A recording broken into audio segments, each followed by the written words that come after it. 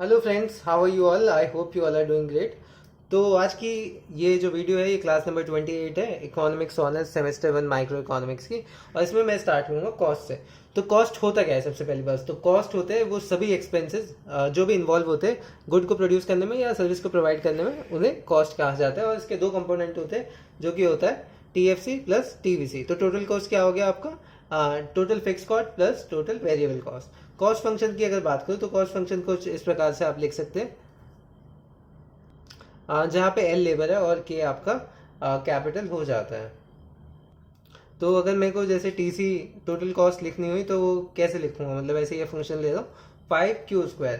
अब यहाँ पे आप देख के बता भी सकते हैं कि कौन सा टोटल फिक्स कॉस्ट है। तो ये आपकी फिक्स कॉस्ट है टीएफसी, ये फिक्स गिवन है, ये लगेगी।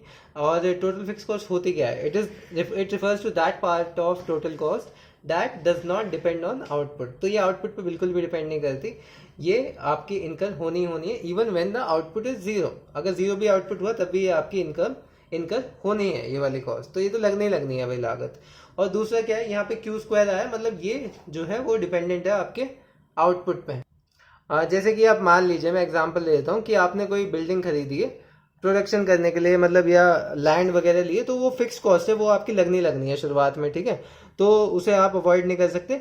और जो आपकी वेरिएबल है, आपको अगर प्रोडक्शन 100 से 200 करना है तो आपको क्या करना पड़ेगा? आपको लेबर बढ़ानी पड़ेगी, तो लेबर कॉस्ट हो जाएगी, तो वो आउटपुट पे डिपेंड हो गई। तो ये वाली हो गई आपकी वेरिएबल कॉस्ट। और टोटल फिक्स कॉस्ट का अगर मैं डायग्राम बनाऊं तो वो ऐसे नॉर्मल जो भी है वो इतना बन जाएगा, टीएफसी ये हो जाएगा, और यहाँ पे आपका आ जाएगा आउटपुट। और आपका टोटल वेरिएबल कॉस्ट का कैसा होता है आपने पढ़ा भी होगा, ये इनवर्स एस की शेप में आपका होता है टीवीसी। यहाँ पे आपका वही आउटपुट आ जाएगा। और ये क्यों होता है? Due to law of variable proportion. सारा मैं बताऊंगा, बस आप धीरे धीरे मेरी बातों को सुनते रहे। अब आ जाते हैं आप एएफसी पे। एएफसी क्या होता है? आपका एवरेज फिक्स कॉस्ट। ये नॉर्मल सी बात है, टीएफसी को आप क्वांटिटी से डिवाइड कर देंगे आउटपुट से, तो आपका जो है एवरेज आ जाएगा। एवरेज होता क्या है? पर यूनिट होता है किसी भी चीज़ का। तो टोटल फिक्स कॉस्ट को आपने number of unit of output से डिवाइड कर दिया, तो आपका ये आ गया। अब इसका ग्राफ कैसा बनेगा? इसका रेक्टेंगुलर हाइपरबोला बनेगा, क्योंकि रेक्टेंगल हाइपरबोला में कोई सा भी आप दो पॉइंट ले लीजिए, उसके अंडर का जो एरिया होता है वो इक्वल आता है, ठीक है। इसकी प्रॉपर्टी होती है। और तो टीएफसी जो होती है वो आपकी आउटपुट, मतलब आउटपुट पे वो वैरी नहीं करती, या आउटपुट पे वो डिपेंड नहीं करती। तो आप कोई सा भी पॉइंट ले लेंगे तो आपका ये सेम आना चाहिए। इसलिए क्या कहते हैं, ये रेक्टेंगुलर हाइपरबोला डायग्राम बनता है। अब आ जाते एवीसी पे। तो पहले मैं टर्म बता रहा हूँ आपको क्या क्या मीन होता है, फिर धीरे धीरे करके आपको सब समझ में आ जाएगा। एबीसी क्या होता है? आपका एवरेज वेरिएबल कॉस्ट। तो it is per unit variable cost of production. और ये कैसे कैलकुलेट होती है? आपका टोटल वेरिएबल कॉस्ट को क्वांटिटी से आप डिवाइड कर दीजिए, तो ये आपकी एबीसी आ जाएगी। और एबीसी का भी आपने डायग्राम पहले पढ़ रखा होगा, किस प्रकार का होता है। यू शेप डायग्राम होता है, और इसके पीछे रीजन क्या होता है? लॉ ऑफ वेरिएबल प्रोपोर्शन, जो कि आपने 12th में करा भी हुआ है। अब हम आ जाते हैं आपका एपी पे। तो एपी क्या होता है? एवरेज प्रोडक्ट होता है, टोटल प्रोडक्ट अपॉन क्वांटिटी। ये मैं लिख लेता हूँ, ये एएफसी हो गया आपका। अब एपी का डिराइव करके देखेंगे कैसे निकलता है। तो ये मान लीजिए फंक्शन ये वाला ही हो गया, एफ के ऊपर बार इसलिए लगा दो, ये फिक्स कॉस्ट है, ठीक है, जो आपकी कैपिटल है। और टीवीसी आपका क्या होता है? टीवीसी होता है वर्क, और जितनी लेबर लगी है उतना, ठीक है। वर्क इंटू लेबर आपकी टोटल वेरिएबल कॉस्ट है। और एबीसी क्या हो गया? एबीसी हो गया TVC upon Q is equal to, इसकी जगह ये रख दो, work into labour upon quantity. Average product क्या हुआ आपका? एवरेज प्रोडक्ट टीपी अपॉन आपका लेबर हो गया। तो यहाँ तक सब क्लियर है? ये ए सी नहीं है, ये ए पी है, एवरेज प्रोडक्ट है। ए पी और ए बी सी में हम रिलेशन निकाल रहे हैं, ठीक है, ये ध्यान रखना, कंफ्यूज मत होना। तो ये होता है आपका टोटल प्रोडक्ट अपॉन लेबर, ठीक है। एक लेबर ने कितना बनाया, मतलब पर एवरेज पर यूनिट, ठीक है। और यहाँ पे क्या आ जाएगा? टीपी क्या होता है आपका? Total product is equal to वही क्वांटिटी के बराबर अपॉन एल आ गया। अब इन दोनों को अगर कंपेयर करें तो क्या आएगा? ए बी सी आपका किसके बराबर आ जाएगा? डब्ल्यू इंटू इसका इनवर्स हो गया ये, तो इसे मैं 1 अपॉन ए पी भी लिख सकता हूँ, ठीक है। अब आराम से मैं रिलेशन जो है इन दोनों में डिराइव कर लूँगा, ठीक है। दो ग्राफ मैंने बना लिए, ये तो आपका एबीसी जो हमने पहले बनाया था, और यहाँ पे बनेगा आपका एपी। तो इससे रिलेशन ये ड्राइव हुआ है कि जब एपी बढ़ेगा आपका, तो क्या होगा, ए बी सी कम होगा, इनवर्स रिलेशनशिप है जो मैंने पिछले अभी इक्वेशन में आपको दिखाया ही है, ठीक है। दूसरा क्या होगा, इसी का उल्टा होगा, ए पी गिरेगा तो ए बी सी, एक सेकेंड, हाँ, ए बी सी आपका इंक्रीज होगा। और तीसरा क्या था, जब ए पी का मैक्स होगा ए बी सी का मिनिमम होगा।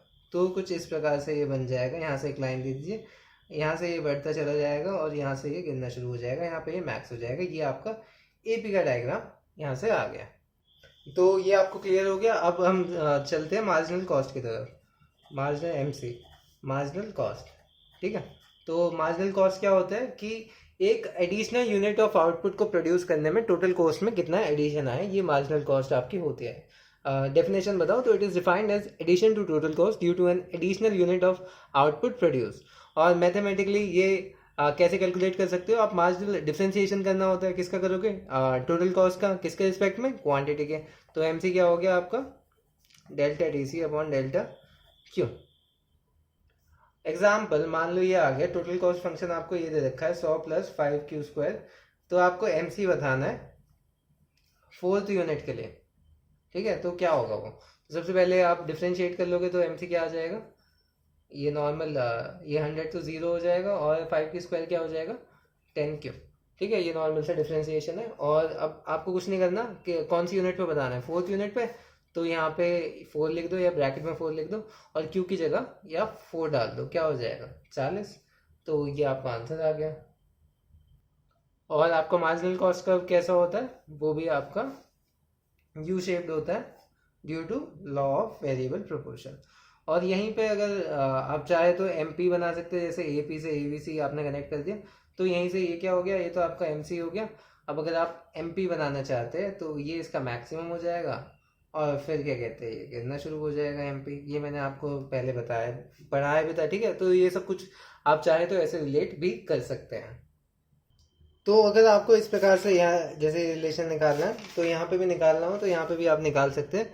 यहाँ पे आई गेस, हाँ एक सेकेंड, हाँ तो एम सी क्या होता है आपको, change in total variable cost. क्योंकि यहाँ पे टी सी भी लिख सकते हैं, बस आप देखो तो ये जीरो ही होगा, डिफ्रेंशिएट करोगे तो जो चेंज आता है वो वेरिएबल कॉस्ट से ही आपका मार्जिनल कॉस्ट में पता लगेगा, क्योंकि टोटल फिक्स कॉस्ट आपकी सेम रहने वाली है, ठीक है।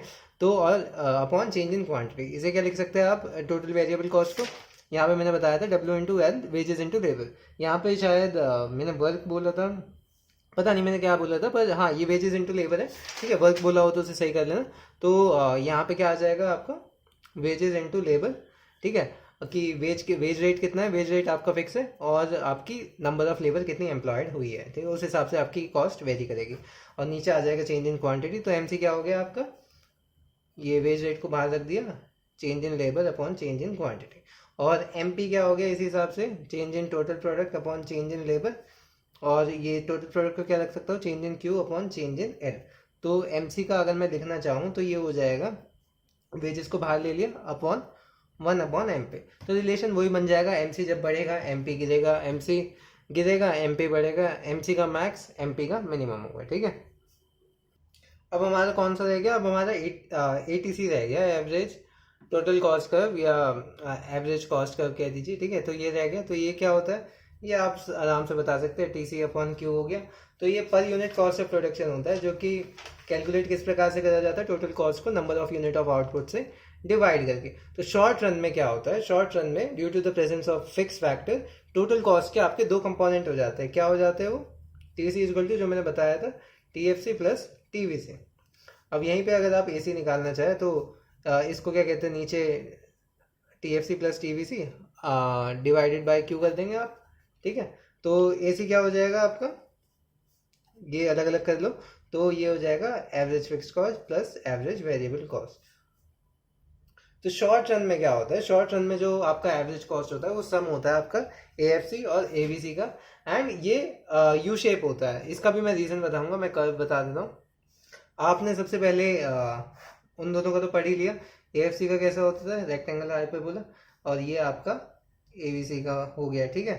और अब हम बनाएंगे आपका ए सी का कर्व बनाएंगे। ये क्या, ये कौन सा था, ए बी सी, ये हो गया आपका ए एफ सी, और ए बी सी का आपका कुछ इस प्रकार से आपका कर्व बन जाएगा, ठीक है। ये हो गया ए सी का, सॉरी एसी का, ठीक है। एसी का कर्व कुछ इस प्रकार से आपका बन जाएगा। इसके मैं रीज़न आपको बताता हूँ। तो सबसे पहले ये क्यों गिर रहा है, ये इसलिए गिर रहा है क्योंकि इंक्रीजिंग रिटर्न इन प्रोडक्शन है, तो एसी इनिशियली जो है आपका डिक्लाइन होता है, फिर ड्यू टू डिमिनिशिंग रिटर्न आपका एसी बढ़ना स्टार्ट हो जाता है। और दूसरा आप इसलिए भी कह सकते हैं इनिशियली क्या हो रहा है, एसी भी एवीसी भी गिर रहा है आपका, और एएफसी भी, दोनों गिर रहे हैं। यहाँ से आप देखेंगे तो आपका एसी जो है ये भी गिरेगा ही गिरेगा। फिर जैसे जैसे आप यहाँ से आउटपुट बढ़ाते जा रहे हैं तो हो क्या रहा है, यहाँ से एवीसी बढ़ना स्टार्ट हो गया, पर वो अभी भी जो आपका एएफसी है उससे कम है। तो इसके कारण क्या हो रहा है, जो एसी का इफेक्ट हो रहा है। तो यहाँ पे क्या हो रहा है, यहाँ पे आपका एवीसी मान लीजिए बढ़ना स्टार्ट हो गया, मैं यहीं लिख देता हूँ एएफसी और एवीसी।